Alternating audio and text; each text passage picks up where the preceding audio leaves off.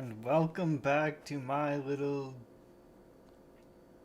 weird project thing I'm working on. As always, I'm not gonna waste your time, but the basic idea here is I'm gonna remix a bunch of Megaman music and recreate a bunch of these levels in 3D with Blender. So, as usual, I'm just gonna zone out, shut up, and listen to some SCP stories from the Exploring series. So, like always, if you have any questions or you're just curious about what I'm doing, feel free to ask me. Otherwise, I'm just gonna get to it. Also, that music wasn't Mega Man related, as you can tell. That's just something I made, I think back like last year in December. Gubland. Yeah.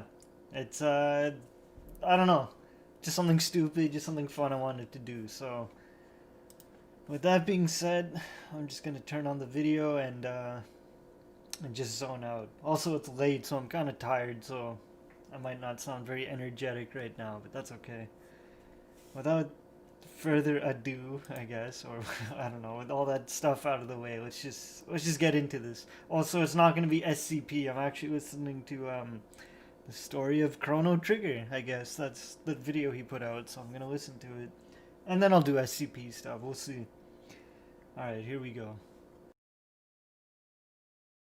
The Story of Chrono Trigger, Episode 1, A Journey Through Time. Most early role-playing video games feature stories of a rather standard variety. There might be some twists and turns, but generally they boil down to a group of good people triumphing over some bad ones. Chrono Trigger, on the other hand, risked doing a little bit more with the formula, with one of the key unique aspects being the involvement of time travel in the plot. Combining that with incredible visual design, music, gameplay, and characters, and it's no wonder that Chrono Trigger is often regarded as one of the greatest video games ever made. This mini-series will go over the story of the game from start to finish, with some caveats. Another unique aspect of Chrono Trigger for its time is the fact that there are a number of different endings possible, depending on the player's progression. For this playthrough, I'll be showing what is generally regarded as the canon ending to the game, and I'll also be making certain gameplay decisions in order to present the story as more of a typical narrative than a video game.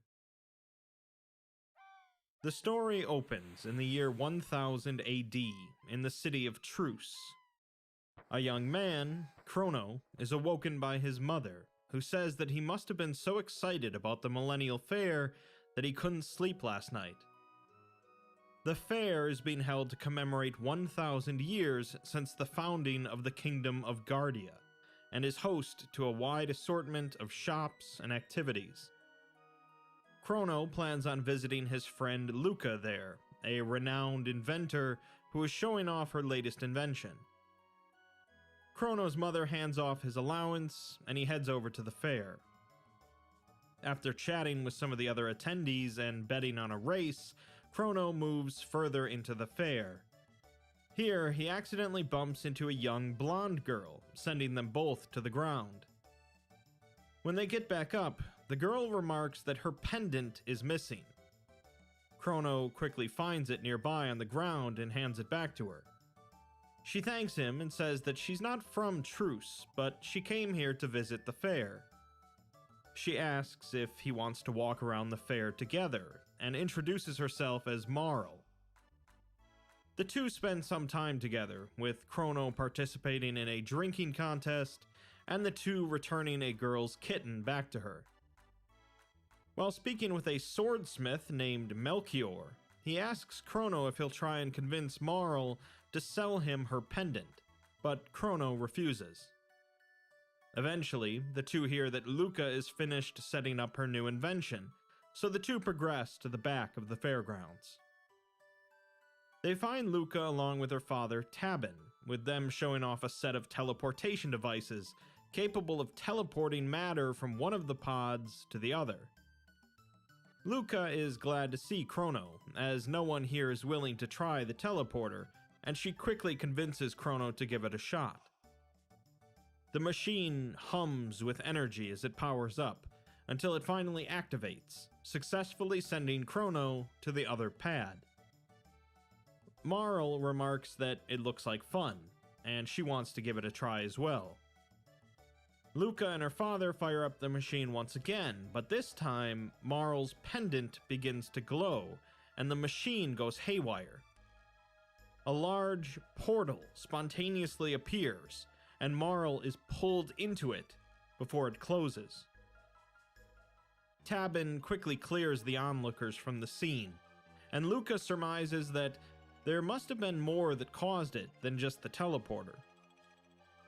Chrono finds Marl's pendant on the telepad and picks it up, with the intention of following her wherever she went.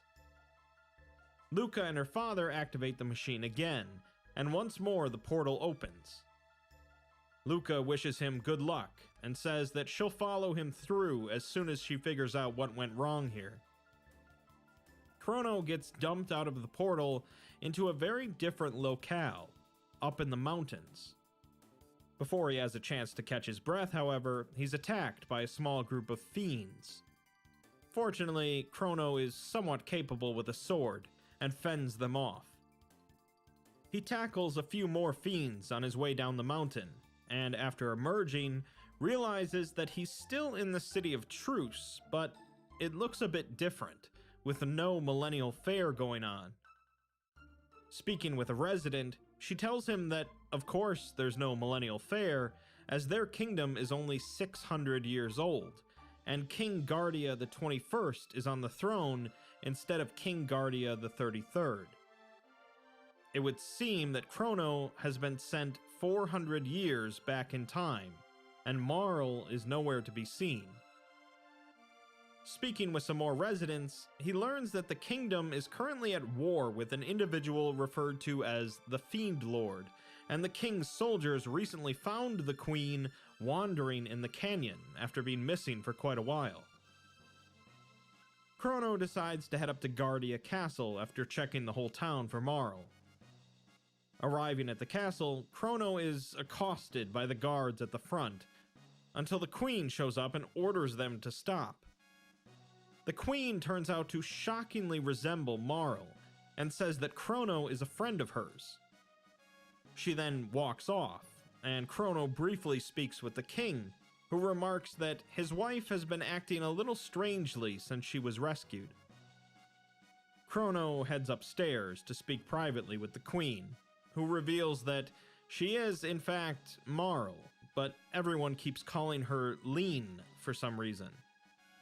She says that she somehow knew he would come after her, but she suddenly starts crying out in pain before vanishing entirely.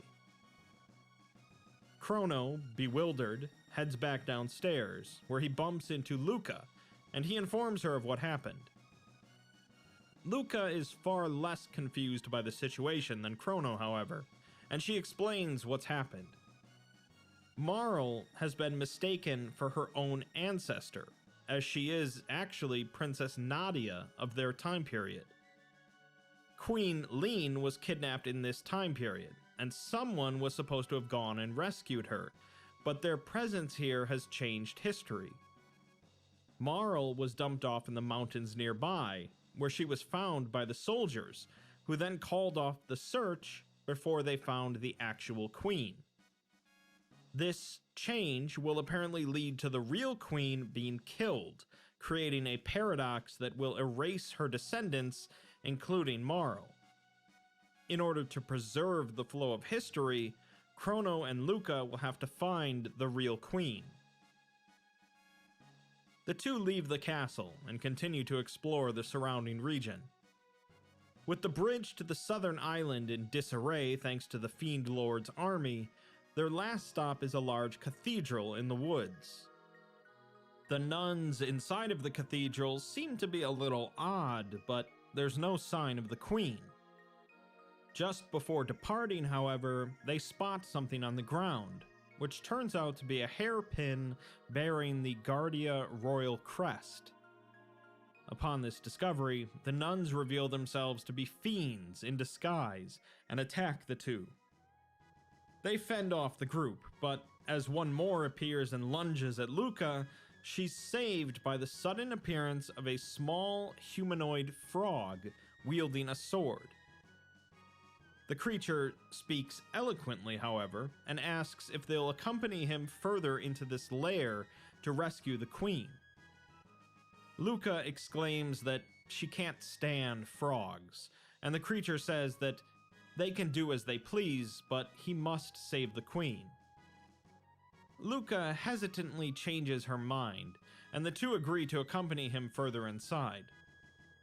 The creature introduces himself simply as Frog, and says that there must be a hidden doorway here. They end up finding it, triggered by the cathedral's organ, and proceed into the fiend-filled lair. Along the way, they find an entire shrine devoted to the Fiend Lord, an individual apparently named Magus. Finally, in the back of the cathedral, they find Queen Lean being held captive by Guardia's Chancellor. The Chancellor decides that this charade has gone on long enough, and he proceeds to transform into a large monster, calling himself Yakra. A fierce battle ensues, but with Frog's capable assistance, they defeat Yakra. Frog thanks the two for their help in saving the queen, and they find the real Chancellor tied up in one of the chests nearby. The group returns to the castle, where the king curiously doesn't question who exactly the girl was that they found originally. The Chancellor, meanwhile, states that they'll have to institute a stricter criminal justice system in Guardia to ensure that no one threatens the royal family ever again. Frog, however, laments that he failed to protect the queen and departs the castle. Chrono and Luca return to where Marl disappeared, where she just as suddenly reappears, wondering what happened. She says that she couldn't feel or see anything, but she knows she was someplace cold, and wonders if that's what it's like to die. She proceeds to confess that she is indeed a member of the royal family, but she lied in order to be treated like normal. With the real queen of this period safe and sound, and Marl back in one piece, the three return to the mountain where they first arrived. Luca reveals that these portals, which she calls gates, are unstable, appearing and disappearing all the time. Utilizing the same principles as her telepod device, however, she's developed a handheld piece of technology she calls a gate key, which locks the gate in place, allowing them to utilize it at will. The three head through the gate, ending back at the Millennial Fair in 1000 AD. Luca plans on investigating further on why exactly the gate appeared in the first place, and tells Chrono to escort Marl back to the castle. Upon entry, however, they're stopped by the Chancellor, who orders Chrono to be arrested for kidnapping a member of the royal family. Despite Marl's protests to the contrary, Chrono is knocked out and immediately taken into court. Chrono's appointed lawyer, Pierre, argues that it was the princess herself who asked Chrono if she could join him, which is corroborated by Chrono. The Chancellor, however, counters that witnesses report that it was Chrono who bumped into Marl at the fair, and shortly after, the two disappeared. A character witness is brought in to testify, revealed to be the young girl whose kitten was rescued by Chrono. Pierre then argues that Chrono had no motive for kidnapping the princess, but the Chancellor argues that he was strongly motivated by greed, a fact Chrono vehemently denies. Eventually, the jurors are brought in one by one to decide whether Chrono is guilty or not. In the end, 6 of the 7 jurors proclaim Chrono to be not guilty, and Chrono is sentenced to 3 days of solitary confinement for aiding in the princess's flight from the castle. Marl bursts into protest, followed by King Guardia, who tells her to leave the rest to the Chancellor and to forget about her little escapade in town. Chrono is escorted to the prison, where the Chancellor informs the warden that he is a seditionist who planned on overthrowing the kingdom. He lies that Chrono has been found guilty and is to be executed in 3 days. The warden dares not to question the order, and Chrono is tossed into a cell to wait. Rather than waiting for his own execution, however, Chrono begins making a racket on his cell bars, eventually angering one of his guards enough to enter the cell and knock him to the floor. When his back is turned, however, Chrono manages to knock him out, before taking care of the other guard. With his equipment back, Chrono continues to move through the prison, eventually ending up back at the entrance, where he finds the warden, who swiftly flees. He's knocked out, however, by none other than Luca, who came to rescue Chrono. As they move across the bridge back to the castle proper, they're stopped by the Chancellor standing behind a large tank in the shape of a dragon. The tank is a marvel of engineering, but it proves to be no match for the two, with Chrono finishing it off by slashing across its back, resulting in an explosion. The two are quickly accosted by more guards when they reach the castle, but the guards are ordered to stand down by Marl.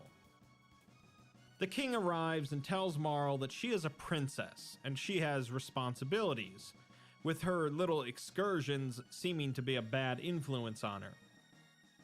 Marl yells that she can't stand to live here anymore and flees the castle with Chrono and Luca. The three are chased into the nearby woods by the guards until they come across another gate.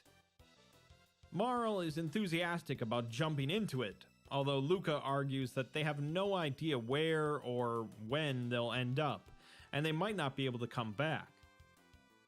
In the end, Chrono agrees with Marl, and they hop into the gate, much to the Chancellor's confusion.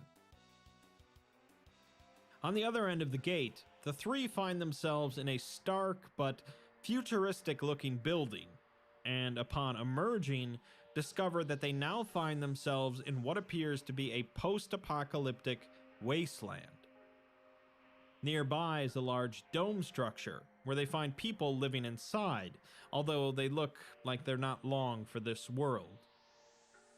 Most of the inhabitants mention food, as there isn't any here, and they've never heard of truce or guardia.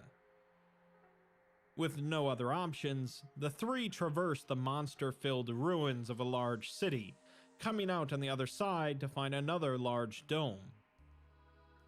When they tell the inhabitants that they just traveled across the ruins, they all perk up in astonishment. An elderly man there, Doan, tells them that the substructure of this dome contains both a supercomputer and a food storage facility, but they're being guarded by security robots that won't let anyone through. The group immediately begins to descend into the structure, and upon approach to the food storage area, they are ambushed by a large robot. The creation puts up quite the fight, but with the three of them working together, they soon destroy it. Unfortunately, all of the food in the storage has rotted, with Luca surmising that the refrigeration failed at some point. They also find a human corpse here, one of the residents that must have made it down here but couldn't make it back out. Clutched in his hand is a single seed, which the group takes. Using a code they find to access a separate branch of the structure, they find the supercomputer, which Luca uses to locate another gate. She finds one to the east, past another ruined city. Marl then presses a large button on the terminal, which brings up a visual record titled as The Day of Lavos, from the year 1999 AD. The video shows a massive alien creature emerging from underground and proceeding to launch quills across the world, devastating everything and bringing about the apocalypse. This is their future, set to occur 999 years from their present time. Marl, however, exclaims that they can change history, just like they did in 600 AD. Luca isn't quite so enthusiastic about their chances, but agrees that it is possible, and Chrono agrees as well. For now, however, they have to get back to their own time period. Upon returning topside, the inhabitants swarm around them in shock that they made it back alive. They tell them that the only thing they found down there was a seed, which might be their only hope of staying alive. Doan says that he doesn't know what kind of seed this is, but he's encouraged by the group's optimism, and he'll do his best to grow it.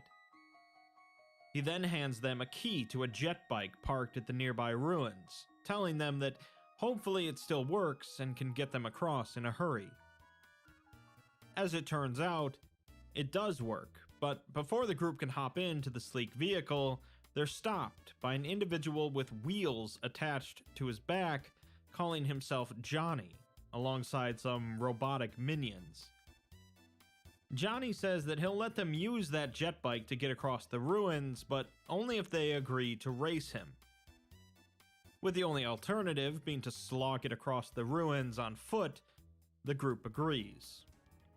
The race is neck and neck up until the finish line, but Chrono manages to pull ahead at the last moment and clinch the win.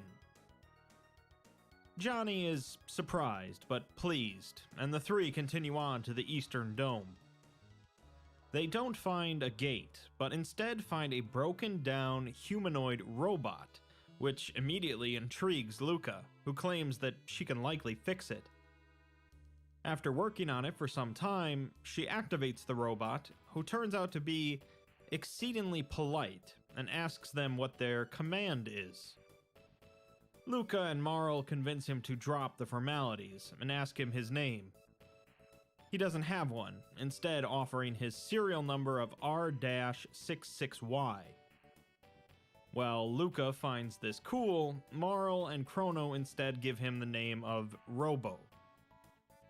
Robo apparently was deactivated during the apocalypse, so he doesn't have any memories of it. The gate the group is looking for is likely behind a sealed door here, but Robo says that they'll need to reactivate the power from the nearby factory in order to open it. Robo will accompany them in order to bypass the security measures, but one of them needs to stay behind to open the door during the brief window the power is on. Sensing that Luca's technical ability might come in handy, Marl stays behind. Despite Robo being able to bypass security in order to get them through the factory, it's still loaded with hostile robots and other monsters. Eventually, the group manages to access the emergency generator, but activating it causes the security system to go haywire. During their flight from the facility, they're stopped by a group of 6 robots, similar in appearance to Robo. Robo says that they are his friends, but one of them knocks Robo back and claims that he is defective.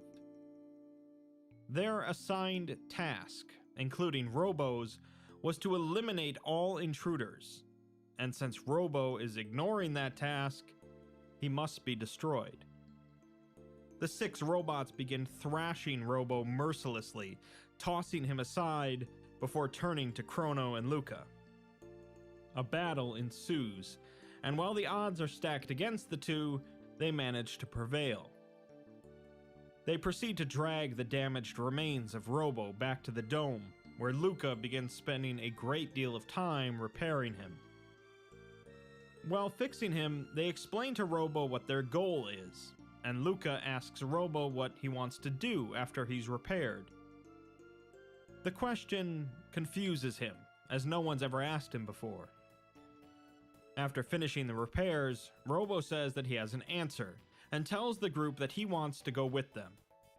There's nothing left for him here, and together they might be able to give the life on this planet a chance. The group welcomes him with open arms, and the 4 of them proceed through the gate in the back room. They end up in a very strange locale, a platform seemingly floating in an abyss. They find an old man standing against a street lamp, who refers to them as drifters. He informs them that they are now located at the end of time, and travelers lost in time's flow turn up here, like driftwood on a beach.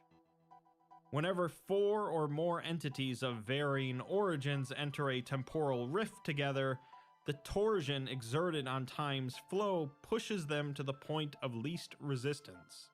Here.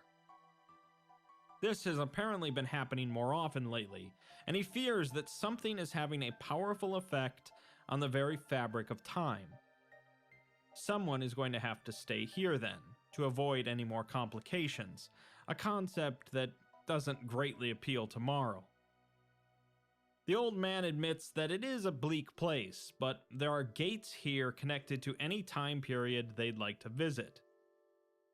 The group decides to leave Robo here for now, who's already accustomed to isolation and won't completely fit in back in 1000 AD. As the group heads over to use the gate back to 1000 AD, the old man stops them, telling them to check out the room behind him. When they do, they find an odd little furry creature calling itself Specchio, the Master of War. He says that a long, long time before they were born, there was a kingdom where magic flourished and everyone could use it. The people there abused their powers, however, and ended up destroying their kingdom. After that, there wasn't anyone left who could use magic, aside from fiends. Specchio says that they have the inner strength necessary to fuel magic, however, with Chrono possessing the power of light, Marl the power of water, and Luca the power of fire. Specchio tells them to walk around the room 3 times while chanting, "I want to use magic," over and over in their heads. While this sounds completely ridiculous, they humor the creature, performing the task. Afterwards, Specchio congratulates them and proceeds to activate their magic power, allowing all 3 of them to use magic. He then offers to let them test their magic out on him, and although it's true that they can now use magic, Specchio still manages to trounce them. Fortified with their new abilities, the 3 head through the gate back to 1000 AD, but they end up in a new location, falling out of a wardrobe in a house owned by a couple of fiends. The fiends turn out to be not exactly friendly, but not hostile either, and they get over the initial shock to explain to the group that they are now in Medina Village, which was founded by fiends 400 years ago after they lost a war against humankind. Medina is on a separate island entirely from Truce, with no ferries running here, and most of the fiends here hold a grudge against humans. They do mention an odd old human who lives near a cave in the mountains to the west that may be able to help them out. The group pokes around the village, meeting the mayor, Ozzy VIII, whose ancestor fought alongside the Fiend Lord himself, and wonders aloud why Magus didn't exterminate the human race when he had the chance. On that note, the group decides to leave Medina and check out the old man's house. The old man turns out to be Melchior the swordsmith from the fair, and despite his extensive collection of weapons for sale, he isn't able to help them get back to Truce. Instead, they check out the cave nearby, finding it filled with hostile fiends. At the end of the cave, they fight a large fiend known as Hekrin, providing them a perfect opportunity to test out their new magical abilities. Before dying, Hekrin cries out and mentions that Magus is responsible for summoning Lavos 400 years ago. What exactly happened in relation to that summoning and why Lavos took nearly 1400 years to destroy the world is unknown, but the group decides to head back to 600 AD to investigate further. They find a whirlpool in the back of the cave that dumps them out back near Truce. They stop in at Luca's home, where her father gives her some new equipment that he's made, and they say hi to her mother, who became disabled after an accident with some machinery a number of years ago. They then stop into Chrono's house, where his mother exclaims her relief at seeing Chrono alive, since she had heard that he was going to be executed, After petting his cat and deciding it's best not to stop back at Guardia Castle, the group takes the gate at the back of the fair and heads back to the Middle Ages.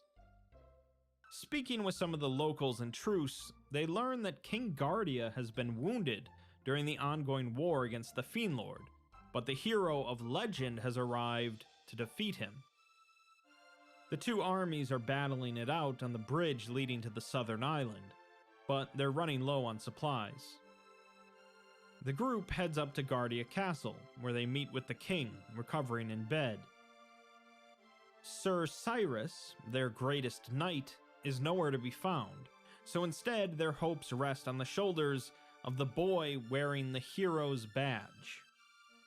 The boy has gone to the southern island in order to find the sword that can slay Magus. It seems like the group needs to get across that bridge, so they retrieve some fresh supplies from the castle's kitchens and deliver it to the soldiers at the bridge. Unfortunately, it doesn't seem like enough for the soldiers to stave off the onslaught, so Chrono, Marl, and Luca step in to assist. Moving across the bridge, they find Ozzy, one of Magus's 3 generals, who is raising the dead soldiers as undead monsters. The group continues to assail Ozzy across the bridge, causing the undead soldiers to return to rest, until they reach the other side. Here, Ozzy combines a number of undead into a single large monstrosity named Zombor. Despite Zombor's unique defenses, the group makes short work of him and continues south to the village of Dorino. Here they learn that the legendary sword, Masamune, rests within the nearby Denadoro Mountains, where it's guarded by a terrible beast. In the town of Pore, they overhear that a strange frogman came into the tavern, mumbling about Queen Lean and the Masamune, and the legendary hero is actually a young boy from this village named Tata. Before heading up the mountains to seek out Tata, they roam through the nearby forest and find an underground hovel, which turns out to be Frog's home. Frog is shocked to learn that the king has been wounded, but refuses to join them, saying that he is no hero and there's nothing he can do. It's unfortunate, but if Tata truly is the legendary hero that can wield Masamune, he might be all they need. The Denadoro Mountains turn out to be filled with monsters, and shortly upon approach, they find a young boy fleeing for his life. Hoping that that isn't Tata, they continue upwards, eventually reaching the peak. Here, in a cave, they find a sword embedded into the ground, along with 2 kids. The kids turn out to be named Masa and Mune, and they decide to test the group to see if they're worthy of wielding the sword. They reveal their true forms, much more bestial in appearance, and a fight ensues, although the 2 don't prove to be much of a challenge. Eventually they stop, and conclude that no one has lasted this long since Cyrus, so they decide to start fighting for real. They merge together into one large monster, and it seems that they weren't kidding, as their combined form puts up a much more difficult fight. Combining Marl and Luca's elemental powers with Chrono's swordplay, however, turns out to be enough to win the day, and the 2 revert back to their human forms. They remark on how much fun that was, and then wonder if the group will fix them and find their proper owner. They proceed to merge with the sword in the ground, becoming the proper Masamune, which turns out to be only a broken half of a sword. Returning back to Pore, they find the boy, Tata, who admits that he picked up the hero's badge on the floor of the tavern after a froggish fellow dropped it. He originally was going to sell it, but after everyone started calling him a hero, he went along with it. He's had enough of this hero business, however, and hands them the badge. The group returns to Frog, showing him the badge, and although he's happy to see it, He says that he can't do anything against a Magus without the Masamune, and even if he had it, he has no right to wield it. In a container in his home, they find the other broken half of the sword, and upon closer inspection, they see an engraving on it in archaic letters, which Luca makes out to read as Melchior. How exactly a man who lives 400 years from now created the sword is a perplexing question, one they want answered as quickly as possible. Using the time gates, they return to 1000 AD and enter Melchior's home. Shocked at the sight of the Masamune, he admits that it's a very long story as to why his name is on it. He could reforge it, but not without some Dreamstone, which is what the sword is made of. Dreamstone can no longer be found, however, as it was a glittering red stone once valued more than gold, in a time long before they could even imagine. Time is becoming less of a concern for the group, however, and sure enough, the end of time features a gate that takes the group far, far back in time, all the way back to 65 million BC. Unfortunately, the other end of the gate opens up in mid-air up in the mountains, and upon landing, the group is attacked by a horde of scaly, humanoid reptiles. Although they defeat a number of them, there's more than they can handle, and things look dire until a stranger appears to help out. The stranger turns out to be a fit, blonde girl wearing some skimpy furs, who fights off the creatures using only her hands and feet. Afterwards, the girl pins Chrono up against a wall, asks for his name, and introduces herself as Isla. She states that she likes strong men, so she likes Chrono, and then states that Marl and Luca are also strong, and she likes both strong men and women, embarrassing the two. She then asks where they came from, to which Luca responds that they are from way after the day after tomorrow, prompting only laughter from Isla. She invites the group back to her village for eating and dancing, and after Luca asks after Dreamstone, Isla states that there are stones everywhere, and she'll give them many stones. With no other clear leads, the group decides to follow after to her village, Ioka, at which point a party is held in their honor. Isla tells Chrono that the creatures they fought off are known as reptites, led by an individual named Azala, whom Isla states is very smart. Everyone in Ioka village fights the reptites, and those that don't go off to another village named Laruba. Azala plans on wiping out all of the humans, but Isla won't go down without a fight. After dancing with Marl and drinking a local beverage called Skull Smash with Luca, Chrono speaks again with Isla, who shows him a large red rock. She explains that the person who holds this rock is a strong person, and since Isla is the strongest in the village, it's her rock. If Chrono wants it, he'll have to earn it by winning a drinking competition. Isla and Chrono compete to see who can drink more Skull Smash, with Chrono emerging the victor and winning the Dreamstone. The night passes by, and just as it seems that they'll be able to head back to Melchior with their prize, Luca discovers that the gate key is missing. Without the key, they'll be stranded here forever, so they go find Isla in her hut to see if she knows anything. She immediately suspects the reptites, and agrees to help check out their lair to find it. Chrono decides to have Robo join the two of them, and they head south of the village to a large forest, where they find Kino, a member of the village that's close with Isla. After some pressure from Isla, he quickly admits to stealing the key due to being jealous of her attention towards Chrono. Kino apologizes to both Isla and Chrono, but reveals that he doesn't have the key anymore, as the Reptites took it from him.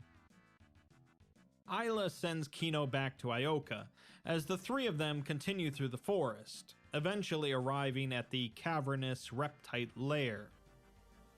After navigating through the caves and fighting off a bunch of both Reptites and other beasts, the group comes across Azala, the queen of the Reptites, who speaks quite eloquently and refers to the group as apes. Azala asks them what the purpose of the gate key is, but Chrono declines to tell her, prompting Azala to bring out a muscular, bipedal dragon creature named Nizbil. The group is forced into a battle against Nizbil, with Chrono having to use his ability to cast light magic to weaken Nizbil's defenses, allowing Robo and Isla to pummel him. Eventually, they beat the creature down, and Azala admits defeat, for now, handing back the gate key while exclaiming that the Reptites are the true rulers of this world. Back in Ioka, Isla is sad that the group is leaving, and hopes they return at some point. With the gate key in hand, they return to the gate up in the mountains, heading back to the end of time, followed by 1000 AD. Returning to Melchior, he's quite perplexed on how they managed to find both the Masamune and some Dreamstone, but agrees to mend the sword, with Luca's assistance. After some amount of work, they reveal the repaired Masamune in all its glory. The group takes it back to Frog in 600 AD, who is shocked by its appearance and states that he needs some time to ponder this turn of events. During the night, he thinks about Sir Cyrus, the great knight of Guardia, who went off on a quest to reclaim the hero badge from a creature known as the Frog King, alongside his loyal squire, Glenn. Cyrus easily bested the Frog King, and with the hero badge in hand, he also eventually claimed the Masamune as well. Sometime later, Cyrus and Glenn faced off against Magus himself, who shattered the Masamune and easily struck down Cyrus. Cyrus asked Glenn to look after Queen Lean before his body burst into flames. Glenn stared down Magus in anger, but was ultimately defenseless, prompting Magus to cast a spell on him and transform him into a humanoid frog. Frog states that this was 10 years ago, and tells the group that he doesn't know how far his skills will carry him, but he will put them to the test. Chrono, Frog, and Marl approach a sheer cliff wall near the Denadoro Mountains, where supposedly a path to Magus's castle lies. Upon approach, Frog reminisces about when he was a child, being bullied by others, only to be saved by Cyrus. Cyrus tells him that there are times when a man must stand and face the things that trouble him. Glenn says that he can't bring himself to hurt another person, to which Cyrus responds that he's too soft. Later in life, Cyrus tells Glenn that he's decided to join the knighthood and asks Glenn to join him, as he's better with the sword than Cyrus. Glenn says that he hasn't the nerve that it takes to be a knight, and he'd freeze up in a real battle. After being turned into a frog by Magus, he recovered the hero's badge that had fallen from Cyrus's corpse. Back in the present, Frog takes the Masamune and states that his name is Glenn. Long has he carried Cyrus's hopes and dreams, and now he bears the Masamune as well. Henceforth he claims them as his own, and he shall slay the Fiend Lord and restore their honor. Frog proceeds to lift the sword into the air, sending a beam of rippling energy into the sky that pierces the clouds. He then swings the Masamune down in front of him, which splits the cliff in twain, revealing a cave entrance. The group proceeds to enter the cave, with the other end turning out to be another island entirely, where Magus's castle is located. The castle is dark and ominous, with a foreboding air to it, but they enter nonetheless. Curiously, as they roam the grim halls of the keep, they are not accosted at all by monsters, only by the dark atmosphere. After exploring as much as they can, however, Ozzy reveals himself, greeting Frog and taunting him. Ozzy states that Lord Magus is busy right now, and they'll have to deal with his 3 generals first. The Master Swordsman, Slash, the Magician, Flea, and Ozzy himself, along with all of the beasts in the keep. Now, the monsters make themselves known, and a brutal gauntlet ensues as the group continues back through the halls of the castle in search for the generals. They eventually come across the swordsman, Slash, who is surprised that Frog found the courage to come here. A fight begins, with Slash proving to be quite the swordsman indeed, lashing out with furious strikes. Unfortunately for him, however, he's at a disadvantage with 3 against 1, and he is eventually beaten. The group continues on, battling more and more of Magus's minions, until finally coming across the second of the generals, Flea. Despite his ladylike appearance, he is capable of some impressive magic, including the ability to turn others against their allies. Again, the numerical advantage is in the group's favor, and before long, Flea goes down as well. They battle back to where they first encountered Ozzy, finding a portal that takes them further into the castle. After defeating more minions, they encounter Ozzy again, and after he realizes that they've beaten both Slash and Flea, he runs deeper into the castle. Ozzy proceeds to force the group through a number of trapped rooms, but the traps prove to be inconveniences at best, and before long, Ozzy runs out of room to flee.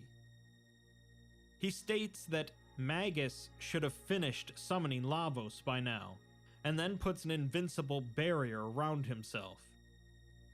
Rather than trying to fight through it, the group instead activates one of Ozzy's own traps, sending him plummeting below.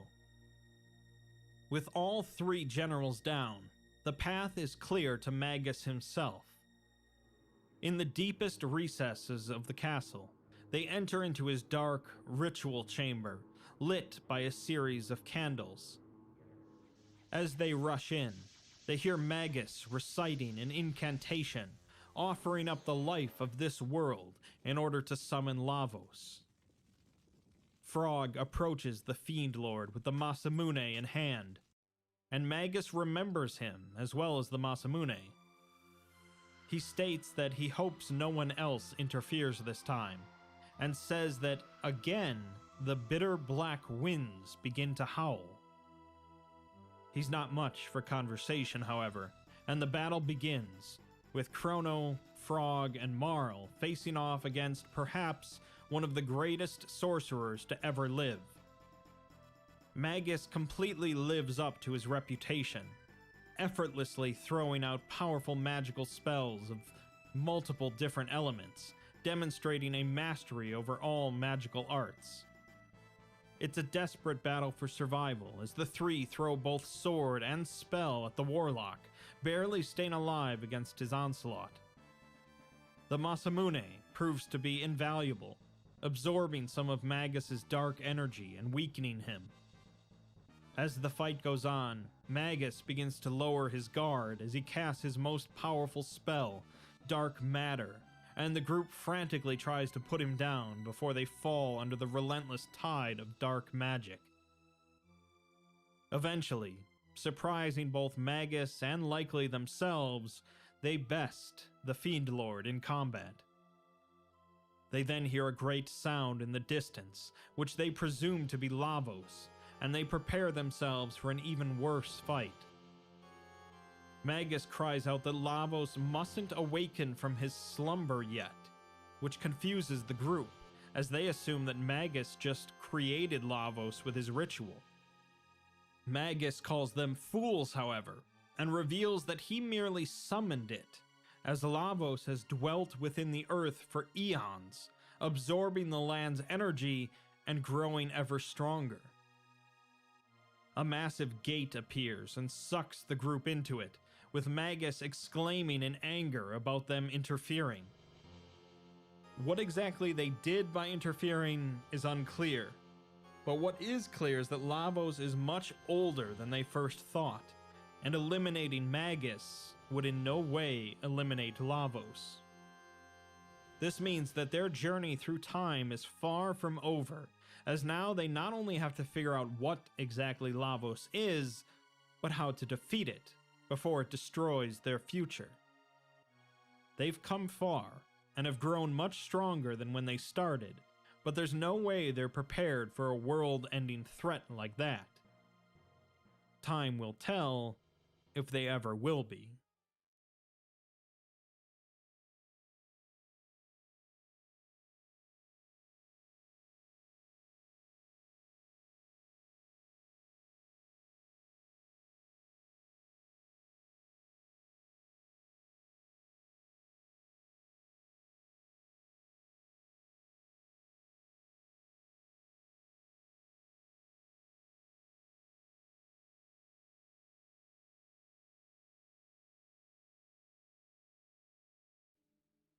Secure, contain, protect. These three simple words comprise both the initials of the SCP Foundation, as well as the Foundation's steadfast motto. But what is the SCP Foundation? This video will continue under the assumption that this is the first time you have ever heard of SCP, and are about to enter a world of the strange, shadowy, and unusual. By the end of this video, you should have a decent grasp of the basic concepts that make up the Foundation. To begin with, the SCP Foundation and universe are primarily associated with a single website, the SCP Wiki. Rather than having lore spread across movies, books, or video games, the website is driven by community submissions. Practically anyone can write and add to the SCP universe, assuming their writing is up to snuff, and because of this, there is no official canon. Another way to look at this is that everything is canon, as any submission to the lore is equally valid, or invalid depending on your perspective. But there are a number of concepts that are generally accepted by the community, and that's mostly what this video will be based on. For a simple example, the SCP Foundation is most often presented as a shadowy organization that works outside of the public awareness in order to keep things secret and safe. However, if an author wishes to change this perspective and present the Foundation as a very open and public group, they can do so. Whether or not such a perspective will be accepted by part of the community is a different matter, but overall, canonicity is a fluid and often debated topic within the SCP community. So, as mentioned, the SCP Foundation is a well-funded and staffed organization that generally works outside of public awareness, and operates with or without the approval or support of local governments. The Foundation often recruits the finest scientists, researchers, engineers, and military agents that they can find, employing them to perform stressful and generally dangerous tasks. These tasks are of course related to the Foundation's motto that I mentioned at the start: secure, contain, and protect. Within the universe that the Foundation operates in, which is most often presented as our own universe, there are a massive number of strange, paranormal, and anomalous things. These things, which bend or break the natural order of things as most people know it, can vary wildly in concept, form, hostility, usefulness, and danger. Without getting into too many details at this point, these anomalous entities can range from immortal killing machines to a 6-sided die that occasionally lands on a 7. Some can be used to greatly benefit the Foundation, such as pills that can cure any disease, while others continually threaten both the Foundation and all life on Earth, such as massive eldritch entities for which the Foundation has no idea how to contain. Each of these entities, or at least the ones known to the Foundation, are given an entry on the website. These entries, known as Special Containment Procedures, or SCPs, generally follow a similar format and contain information written and cataloged by researchers working for the Foundation. Each SCP is given a number, and at the time of this video there are nearly 4,000 SCPs logged in the system.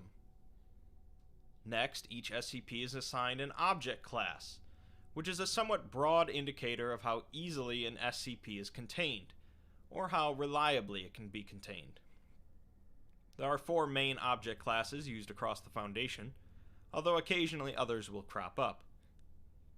Safe class SCPs are those that are most easily contained, with little to no chance of a containment breach occurring. It's important to note that safe can apply to SCPs that are harmless or beneficial, but also to SCPs that are incredibly dangerous, but easy for the Foundation to contain and protect. A key that can open any lock it touches, and a cooperative individual that can manipulate reality are both safe SCPs. One step higher is the Euclid object class, signifying the broadest classification of SCPs, where containment is more complicated and or less reliable than safe SCPs. Many autonomous or living SCPs are classified as Euclid due to their inherent unpredictability.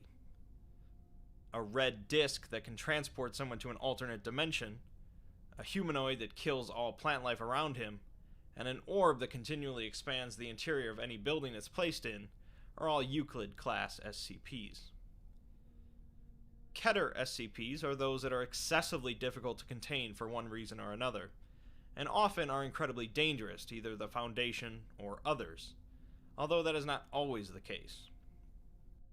An immortal reptile that hates all life, a highly infectious disease that takes over its host to spread itself, and a cake that infinitely duplicates itself are all Keter class SCPs. Finally, there is Thaumiel, highly classified SCPs that stand apart from the others, generally due to their use to the Foundation in locating or containing other SCPs. Among the basic object classes, Thaumiels are the rarest, reserved for the most guarded secrets of the Foundation, and are generally more difficult to define than the others.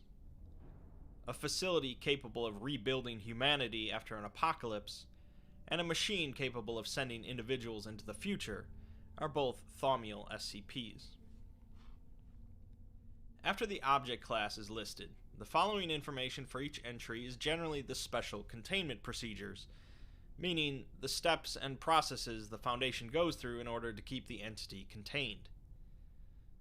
These containment procedures, of course, vary wildly, ranging from simply putting the safest SCPs in a drawer to lengthy procedures featuring strict rules and unique restrictions, to some SCPs that the Foundation has no idea how to contain. The containment procedures are listed before the description of the SCP to emphasize the importance of containment above practically anything else, as that is the fundamental purpose of the Foundation.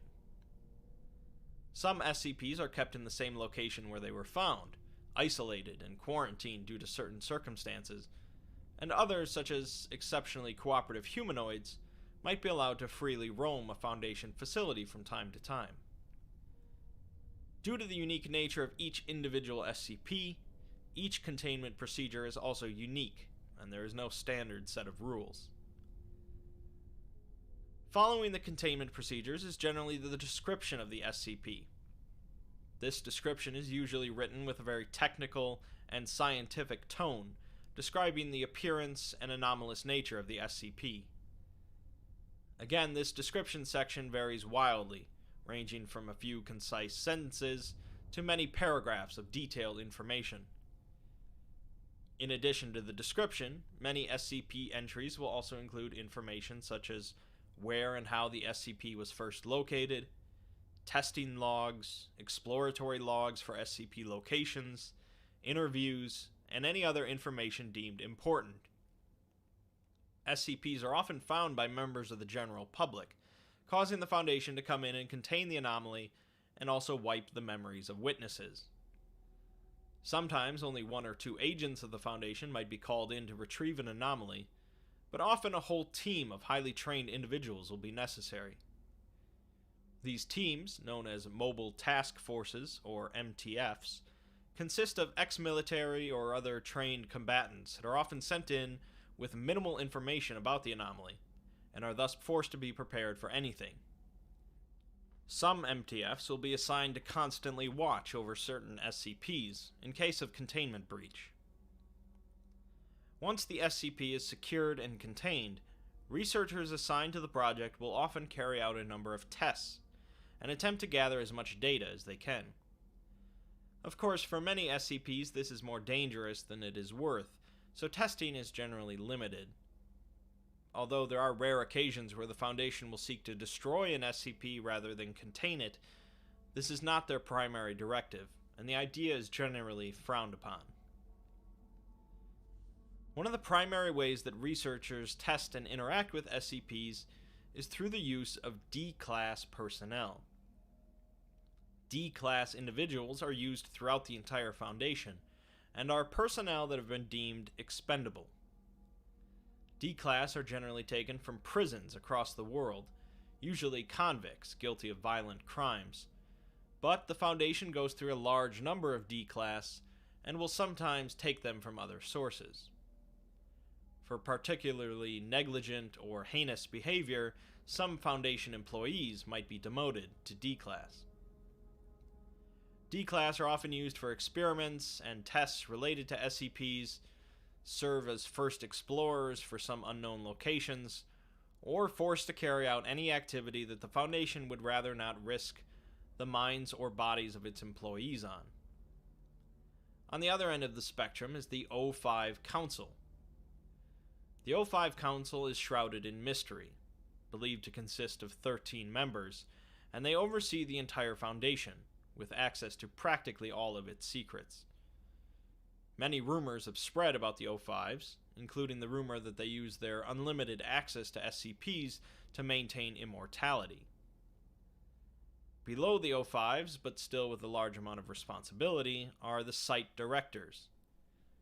The Foundation operates a large number of facilities around the world, primarily functioning as prisons for SCPs, and each one is overseen by a Site Director.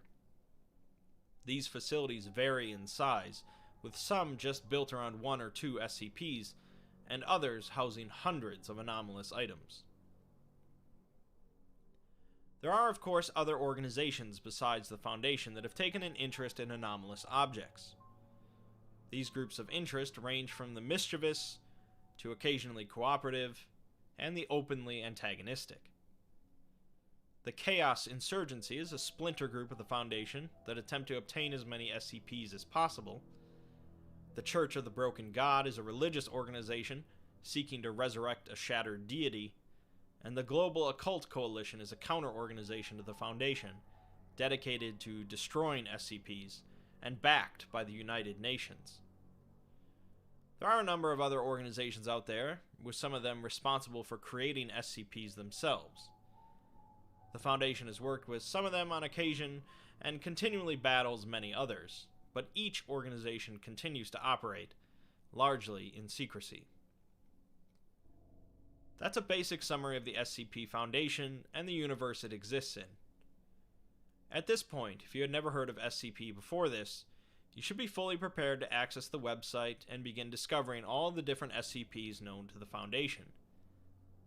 While there are many arguments about the best place to start reading, each SCP entry is generally meant to stand on its own. In addition to each of the SCP entries, there are also a great number of tales on the site, which feature much less technical writing and provide unique perspectives on different SCPs or aspects of the SCP universe. The SCP Foundation and the thousands of entries appeal to many people for many different reasons.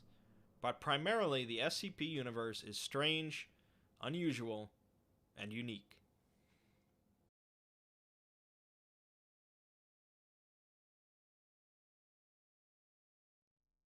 SCP-001 Amani Ram Part 1. The Church of the Broken God is one of the most popular and expansive groups of interest in the SCP universe, a religion that worships a broken, mechanical deity and wishes to rebuild it by bringing together its anomalous parts.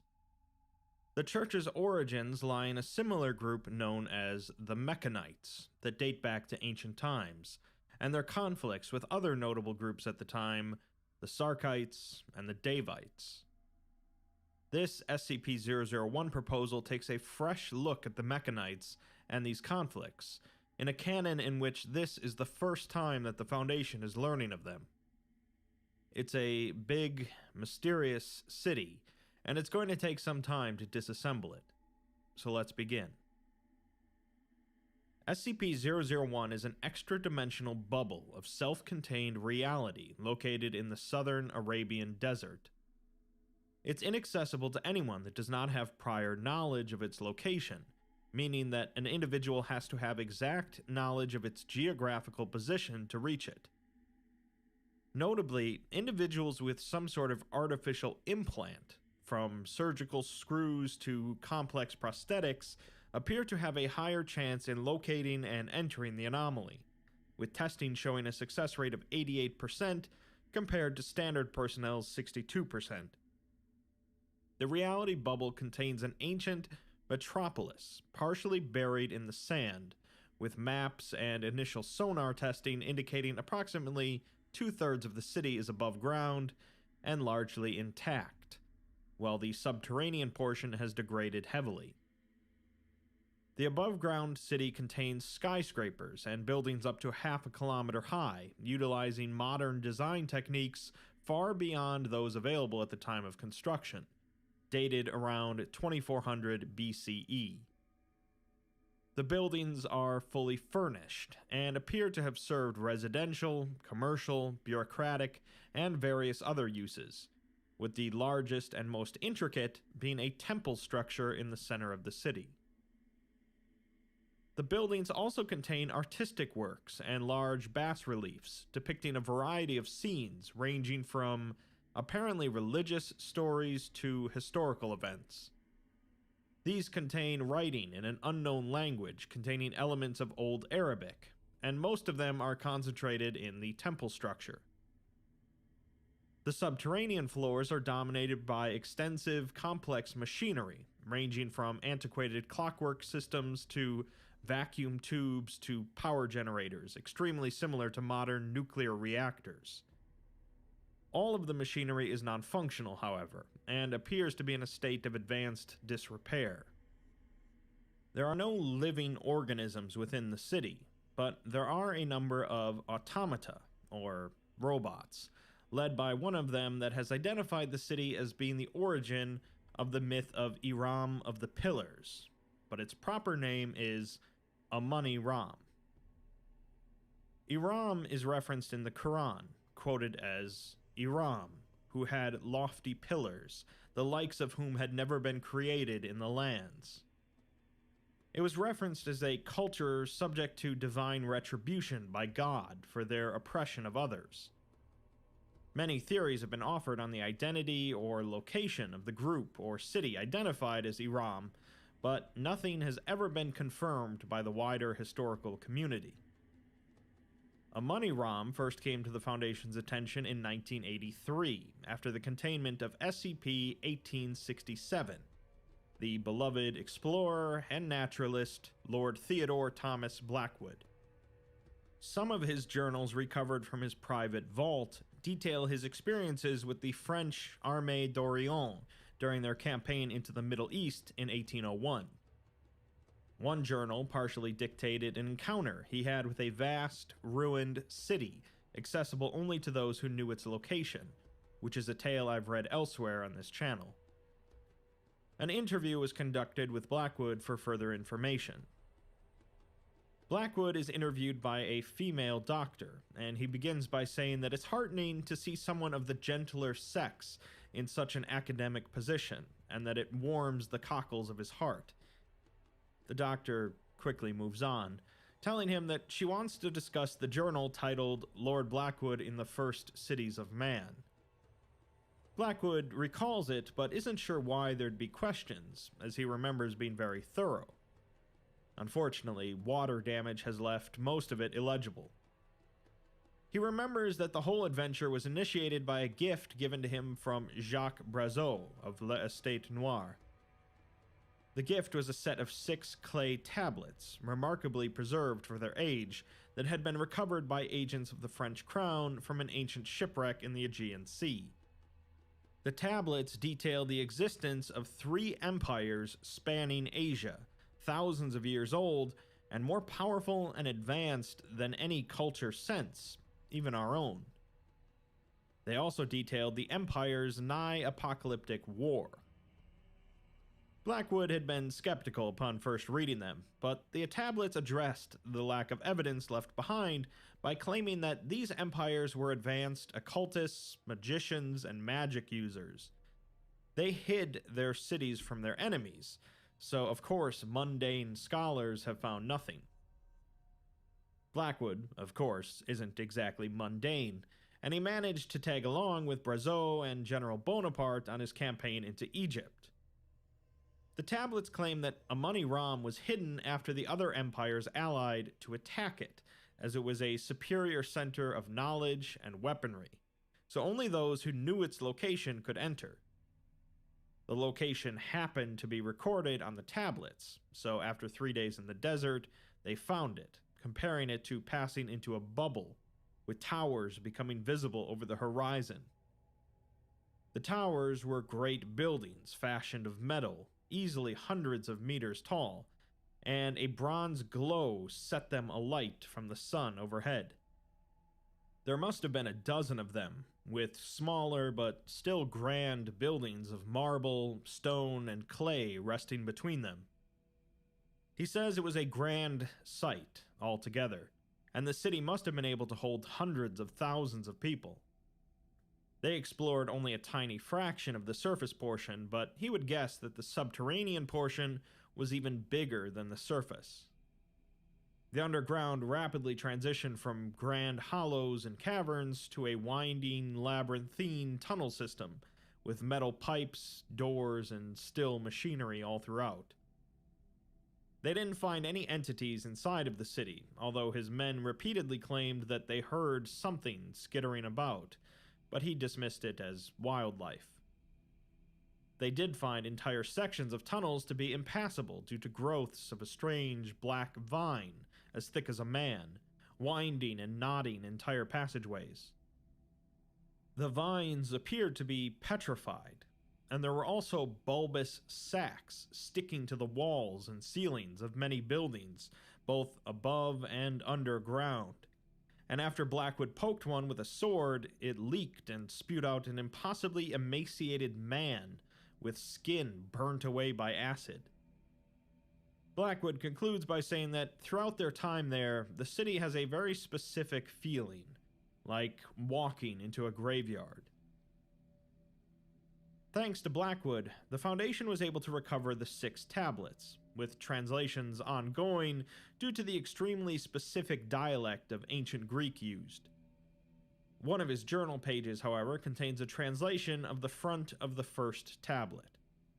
It reads, "In the beginning, there were 3. 1,000 years before man learned of Olympus, before the extinction of the giants, before the sea had full regressed, there were 3. 3 great cities dividing the world tripartite. Mamjul and Korar, 2 dark fortresses resting in the jungles of the subcontinent.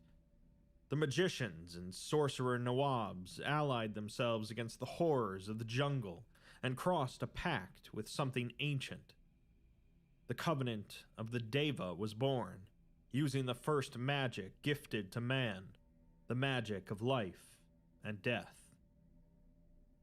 Adytum, a city thrown into rebellion by a charismatic slave turned lay preacher who promised wealth, freedom, and power to those that would help him.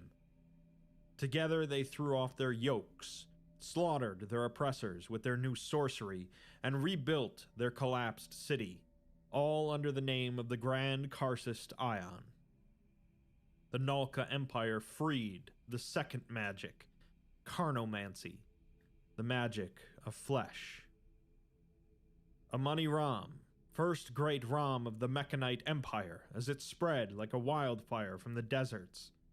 A gleaming, shining metropolis rising out of the dunes, a center of knowledge, science, understanding that the world had never seen. The magic of machines became known, the fervor for a new god that sought to uplift men, not subjugate them. 1,000 years before, the three great nations of men fought a war that destroyed the world. The tablets go on to clarify that Amani Ram was ruled by a theocratic cult in the area, referred to as the Mechanite cult, or the cult of the broken god. No other evidence for this group had been discovered thus far. An MTF, Sigma 3 Magellan men, was sent in to investigate the reality bubble and gain access to the city, if possible. They set their helicopters down a distance from the coordinates and began walking towards the location. As they closed in, they began to spread out to try and locate the bubble, but after several minutes were unsuccessful. Suddenly, one of the team's biometrics disappears, and it turns out that they had entered the reality bubble without realizing. The rest of the team enters, maintaining radio contact on the other side. Several hundred meters ahead of them is a massive glass and metal city, with skyscrapers hundreds of meters tall. The team briefly comments on the city's beauty before progressing in. They note that the larger skyscrapers are made of a bronze-colored metal and polished glass, while the smaller buildings seem to be constructed from a blend of limestone bricks and concrete. They all exhibit an architectural style reminiscent of Islamic and Moroccan architecture, with the streets appearing to have designated sections for pedestrians and larger traffic. The team discusses this, commenting that possibly the inhabitants had some sort of anomalous cars. All of the homes are fully furnished, and look as if everyone got up and left partway through dinner. One of the team hears something like a rat, but none of the others do, so they continue on. They find some large stairways leading underground, but decide not to travel down there without the mole rat's MTF present. Eventually, they come to a heavily deteriorated section of the city, with entire sections of buildings having exploded and left to the elements. Here they find a deep hole in the ground, with a large pile of skeletons at the bottom.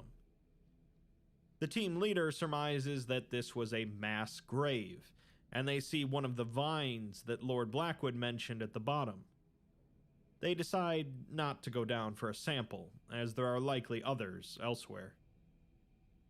Continuing on, they find many more similar mass graves, and they come up to the temple complex in the center of the city. The team comments on the grandeur of the location, despite it being only a few stories high, and they proceed to enter. The interior is an open-air courtyard with a central 30-meter statue of a man sitting on a throne. The man's face is obscured by an intricate mask, and his robes fall away to reveal a torso made of metal plating. They continue on into a central court area, featuring an oversized throne, inset with gears and swords on the opposite end. The interior of the place is vast, and the team spends an hour exploring its various staterooms, kitchens, and bathrooms. The team decides that it's getting late and they should leave, but one of the members turns to the wall and tells something that it's okay for it to come out, as they won't hurt it. A metallic skittering is heard coming from the pipes along the wall, causing the rest of the team to draw their sidearms. A metallic automaton, resembling a horseshoe crab, then gingerly peeks out of a hole in a pipe, slowly approaching and climbing onto the member's outstretched arm. Command tells the team that it doesn't seem to be dangerous, so they shouldn't shoot it, but don't let their guard down. The team lead is about to say that at least there's only one of them, but then a louder skittering sound becomes audible as a great number of automatons, varying in shape, start peering out from various pipes. The team quickly left the city and were not pursued by any entities. On their way out, they noted many automata milling about the city and traversing through the city's pipe system. They expressed no hostility, and several approached to investigate, although none followed past the borders of the city. The O5 Council decided to establish a long-term research outpost inside of the city, after several expeditions proved that the mechanical entities were not hostile to humans. 43 researchers were flown in from various sites and departments, primarily specializing in archaeology, history, both mundane and anomalous, and paratechnology, along with a 15-man tactical response team. Since augmented personnel were relatively common with the Foundation at this time, individuals with complex prosthetics, bionics, and implants were favored due to the unexplained connection these augments have with the city. 2 co-leads were selected for the project, Dr. Robert Aram and Dr. Hedvig Nussbaum. Aram is a senior researcher in the Paratechnology Department and special consultant on anomalous robotics, with a PhD in Thaumechatronics. He was previously consulting on anomalous technology recovered from Prometheus Labs, after being a former employee of the company that left over a salary dispute. He distinguished himself after being recruited by the Foundation with superior, prodigal knowledge and skill in handling paratechnology. He has also had his left arm and leg amputated following a laboratory accident at Prometheus, which have been replaced with high-quality anomalous prosthetics. Nussbaum is a researcher with the Parahistory Division and a special consultant on anomalous cults and cultures, with a PhD in archaeology. Her previous assignment was cataloging anomalous objects recovered in the possession of Lord Blackwood. She was recruited to the Foundation straight out of graduate school, eventually becoming a full researcher after discovering a complex of anomalous ruins in sub-Saharan Africa. She possesses a non-invasive ocular implant that allows for hands-free visual communication and overlay, as well as general access to Foundation databases. The temple complex in the center of the city was used as the base for the research center, and the mechanical entities were initially intrigued by the new arrivals before losing interest shortly thereafter. The researchers were divided into 2 groups, an engineering team led by Dr. Aram to investigate the technology of the city and the mechanical entities, and an anthropological team led by Dr. Nussbaum to investigate the history, culture, and ultimate fate of the Mechanite Empire. A general directive was given to the entire team to avoid the subterranean portions of the city until a detachment from the mole rats could arrive to map it out. Both Drs. Aram and Nussbaum submit some general statements on the progress of their research. Aram's reads, "I've encountered many strange, unique things over my career at Prometheus and the Foundation, but I can firmly state that I've never seen anything quite as magical as a money ROM. So far, we've only been able to investigate the machinery on the surface city. I'm told the real treasure is under the streets, but obviously we can't explore that right now, which appears to be largely concentrated in the upper floors of the skyscrapers, though I think calling them skyscrapers is an understatement. Each is about 500 meters, a little taller than Sears Tower. A marvel of engineering in and of itself, but not an obviously anomalous one. What they contain, however, is a different story. From my layman's perspective, they appear to be combination residential, office, and bureaucratic buildings. Each floor seems to consign itself to one of those three types and contains appropriate pieces of technology. Most are too degraded to be useful, but the fact that they're there at all after thousands of years is incredible. I can discern the purposes of about a quarter of them, though. They're all anomalous to some extent. The drones are writing up detailed reports now, but they variously break laws of thermodynamics, physics, and matter conservation, and often simply use magic to do things as mundane as copy documents or keep food hot or cold. And of course, the automata. Little machines made of a golden metal and built to resemble animals that this culture in the middle of the desert could have no possible way of knowing about. Definitely sentient, possibly sapient, fully mechanical. I found a broken open one on the street and took it as a sample, picture attached. But demonstrating what looks to me like primitive artificial intelligence. There must be hundreds of them, at least. My guess is that they were designed to maintain the city, and for the millennia it's lain abandoned, they've been doing exactly that. They're pretty cute, to be honest. Whatever this civilization was, the anomalous was so pedestrian to them, they were using paratechnology we even now barely understand as household appliances and servants. They were playing with nuclear reactors while the rest of us huddled in caves behind the fire. If this is any indicator of what lies below the streets, a money ROM might be the key to pushing humanity into the future.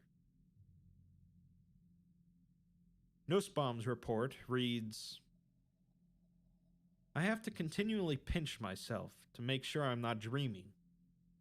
A vast city, undocumented by anyone else in the modern era, hiding a culture that had blended advanced magic and technology to settle half of Asia, while the Egyptians had yet to settle the Nile. If the evidence wasn't surrounding me, I'd call myself a liar. We've already discovered much. Some of the researchers are more interested in investigating the individual houses and homes to see what an average citizen lived like.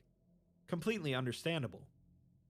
That said, I'm far more intrigued by this cult of Megaman that seems to pervade every aspect of a money ROM. In the ruins of Sumer and other ancient cities, religious iconography is common. Here, it's ubiquitous. The palace temple is the most obvious example of this, with mechanical bas-reliefs that seem to tell a creation myth laid throughout. The buildings, houses, shops, skyscrapers, even the machinery Robert's team is disassembling have this religious significance about them. It's especially fascinating since practically nothing else is known to us about the religion or culture of these Mechanites, beyond the admittedly questionable statements of Lord Blackwood. Even the name Mechanite is a Greek epithet used in the Aegean tablets, derivative of mechane, machine. As it stands, their culture is a black box, and even with the murals and writings, I doubt we will ever have more than a passing understanding of this once great civilization and what happened to them. Obviously, we know plenty about the Mechanites and the Church of the Broken God, but keep in mind that this is a different canon, where this is the first the Foundation has ever heard of them. The detachment of the mole rats does eventually arrive in the city, and prepares to make their descent into the subterranean portions, equipped with devices that use high-frequency echoing sound waves to construct maps of subterranean areas. They descend down some fancy-looking stairs, possibly made of marble, indicating that they're likely not entering an industrial area. At the bottom of the stairs, 25 meters below ground, they enter into a stone corridor with pipes running in every direction. The corridor is wide enough to comfortably fit all of them, and they note that there's some non-functional lights on the walls. Eventually, they enter into some sort of foundry, a huge room with lots of big machinery and assembly lines. Most of the machinery looks trashed, though, so they take some photos and continue on down a descending corridor. The air quality begins to grow worse, and the mole rats suggest gas masks if anyone is going to be heading down here. They're interrupted by a noise coming from the pipes, and the team lead tells them to take their safeties off, as they don't trust those crab things. They continue into a workshop of some sort, with desks and what looks like what was once paper. They pass through a number of similar-looking rooms and storage closets before passing into a hallway made of metallic pipes. Suddenly, one of the team exclaims in pain and says that their implant is acting wonky. Another member says that the same thing is happening to theirs, and they had asked the researchers about it, who said that the city has some sort of weird relationship with tech, and they're working on figuring it out. Part of the corridor then collapses, nearly causing one of the team to slip and fall. The section falls into the abyss below, landing with a splash. They tell Command that they've discovered the sewers, and complain about the stench. It seems that the underground was for maintenance of the city, but it hasn't aged as well as the above-ground portions. The team proceeds to continue to explore for the next hour, mapping out the underground, finally coming across an area overgrown with black vines. One of the team goes to take a sample, but at his touch, the entire vine crumbles into a fine black dust. They then see, pinned against the concrete by the vines, is a human skeleton, with several vines jutting through the ribs and into the concrete. After that, they find a pod, roughly a square meter in size, sitting on a stalk. One of the team gives it a jab with his rifle, causing it to rupture and leak out a foul-smelling black liquid that dissolves the vine it comes into contact with. A highly decomposed corpse rolls out, just as it did with Lord Blackwood. Continuing on, they find more victims pinned to the walls, and more mass graves. One of the team notes that the walls are all covering machinery, as they can see parts through the cracks in the metal. It's possible that the entire Undercity is a machine. They are then interrupted by another clanging sound throughout the pipe system, but this one is considerably closer. They raise their firearms, and a few seconds later, a machine shaped like a small monkey emerges from the pipes, moving past the team. At the corner of the corridor, it turns to look at them. They decide that it must want them to follow it, so they do so. They follow it for 35 minutes as it leads them deeper underground and through the facility, over large abysses and through rooms of large, complex machinery and displays. Eventually, it stops as they enter a cavernous room containing a single large object at its far end, with their location marked as being directly under the temple complex in the center of the city. The object is a massive block of metal covered in gears, displays, circuitry, and vacuum tubes extending throughout the room to more machinery arranged along the walls. At the front of this block is a vaguely humanoid figure jutting outwards, hanging like a figurehead.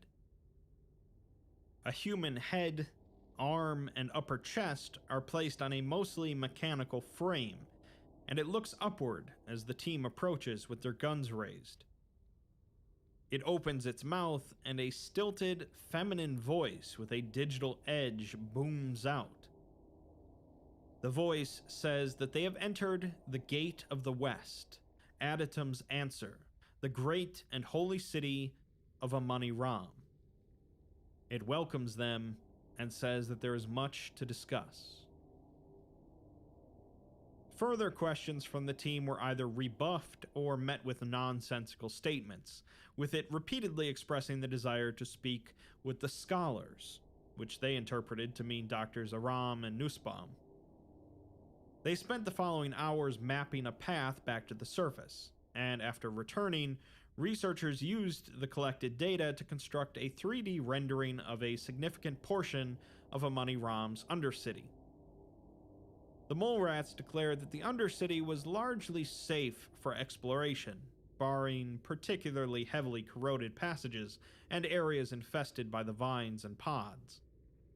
Subsequent analysis of the pods determined that their exterior skin is an organic but calcified substance similar to flesh. Both Aram and Nussbaum agreed to conduct an interview with the entity underground, and they were escorted by a team of tactical response officers the following day. As they enter the chamber and find the figure hanging limply from the wall, Aram's first question is if it's alive.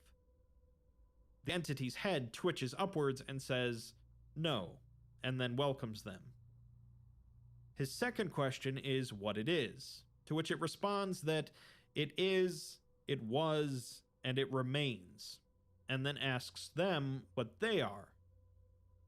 Nussbaum says that they are scholars, here to investigate the city and its history. This causes the entity's head to go limp once again, followed by a flurry of mechanical activity in the wall behind it before it raises its head again. It then tells them that the grand, great city of Amani Ram is home to 4 academies, 16 schools, and scores of scholars and learned men, discovering, working, and blending the gifts of God. It asks what gives them the right to call themselves scholars. Nussbaum responds that anyone who seeks knowledge can call themselves a scholar, and they haven't seen anyone else since they've arrived. The entity reveals that it knows exactly when they arrived, as it has been observing them thanks to the automata around the city, which are scholars, servants, soldiers, and everything else. It has subsequently learned their language from observing the Foundation troops. It accuses them of coming to conquer the city, but Nussbaum assures it that that is not the case. The entity says that they walk in here with guards, and only generals, kings, and priests require guards. Since they claim to not be generals, they must be a king and queen. Aram asks why they couldn't be priests, but the entity says that it is a priest, and it can smell that they have no shred of God in their hearts. Aram then says that yes, he supposes that they are the leaders of their people. The entity then formally welcomes them to the second spire, white city of the broken empire, finger of Megaman, the Fulad throne, the great and holy city of Amani Ram. Nussbaum asks it to explain what exactly all that means, and the entity asks how long they have been unaware of the city's history. She says that she's not sure, but thousands of years at the minimum, and they didn't think anyone would still be alive. The entity goes limp again for a moment before stating that it is not alive, but it is the kiss of God, shining steel and Fulad, made in Megaman's image, and they are everything it is not. It then suddenly asks to see Aram's prosthetic arm, sending one of the small automatons to examine it. Afterwards, it says that Amani Ram was a city of science and blessing, Megaman's gift to them that allowed them to construct wonderful things. Every man, woman, and child were given augmentations like Aram's arm to become something better than human. Aram tells it that the vast majority of the personnel here have some form of augment. The entity says that they are allowed entry to the city, and it will assist them in recording their history and its creations, so as to make sure they are not forgotten. It has not been repaired in many revolutions, leaving gaps in its memory, but the temple contains an inexorable record of the city's godly creation, and it will translate it for them. Nussbaum thanks it and says that they are in its debt, but the entity responds that a fair bargain has been struck, with it showing them the history of the city and them preserving the Mechanite Empire. It then proceeded to give them a number of documents, including a basic translation guide for the city's language, coined Mechanite, to English, with some Greek bywords. They were also given a map of the Undercity, fully annotated, full schematics of various technologies found within the city, and a small mechanical device of unknown function. With all this, the proper study of the city could begin. The temple courtyard contains a number of intricate murals, with Nussbaum believing them to be the Mechanite creation myth. The first shows a scene of 3 figures wrestling in a dark void, followed by the figures falling to different corners of a slightly inaccurate map of Asia. One of the figures dominates the rest of the scenes, revealed to be a massive but lithe figure dressed in golden armor. A shepherd, his wife, and his 3 lame sheep happen upon it buried in the sand, obviously wounded. The plaque underneath reads, "Before the new pantheon, before the smoke and the singing, the old gods fought their war over nothing. They wounded each other and fell, twisting and writhing, to the lowest world. Mecane, blessed be her name, alighted in the far west under the scorching gaze of the sun. She rested in the dunes, uncovered by the flock of a shepherd, Bumaro." The second mural shows the god reaching out and touching the shepherd and his wife, causing the shepherd's missing leg to be replaced with a metal limb, and his shepherd's crook to be replaced with a spear. His wife's eyes glow gold, and large metal wings spring from her back. The sheep are armored over to resemble the automata in the city, and together they attempt to raise the god from the sand. The plaque underneath reads, "Mecane drew forth her touch and raised them. Bumaro's lame leg replaced by a greave. Hedara's sight restored, and all given the form of the angels. Grateful, they sought to raise their new god from her tomb, and they failed." The last mural shows the god digging deeper, lying face down in the sand. It looks up at the shepherd and strips the armor from its massive fist, which the shepherd takes and melts down, reforging it into a suit of armor in the image of the god, and a massive throne. He returns to his village, where the people naturally submit to him. Many of them are disabled and lacking limbs, but when they return to the resting place of the god, all are given mechanical augments. They rejoice and use more of the stripped armor to construct a shining city on the god's back. The plaque underneath reads, "She knew that the wound was not mortal, but crippling. She understood her fate and entrusted her legacy to Bumaro and his blood. He became the first blacksmith, shaping the metal of her body as she shaped life itself. He made himself in her image, and the people were awed."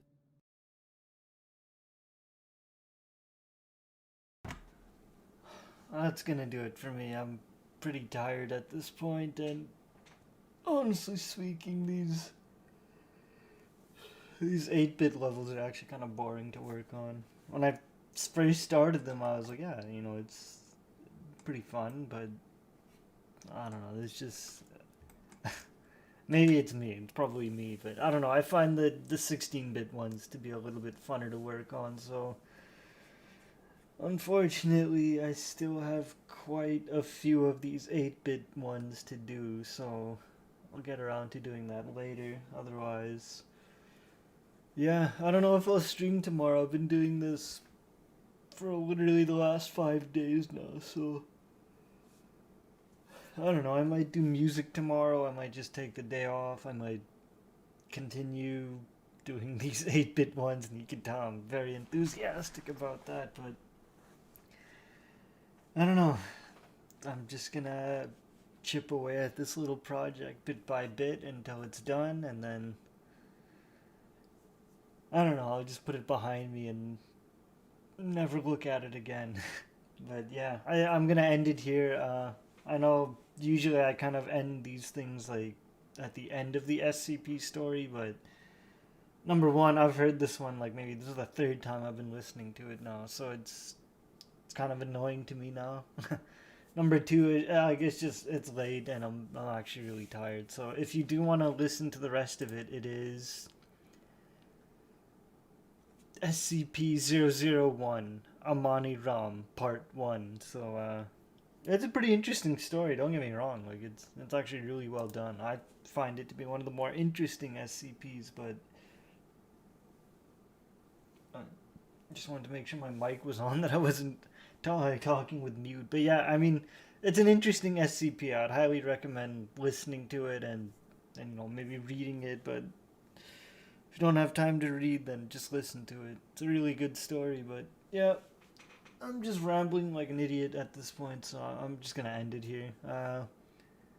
Yeah, like I always say, if you have any questions or comments, then just just hit me up and ask me whatever you need to. But yeah, I don't know what else to say. I'm just like my eyelids are really heavy right now, so I'm just gonna go to sleep. I don't know if I'll do this tomorrow. I mean, maybe not, but we'll see what happens. I mean, yeah, I don't know. I'm just gonna end it. I got nothing else to say. So yeah. I don't think anyone's watching this right now, but if you're watching in the future, then yeah, thanks for watching, and I'll see you next time.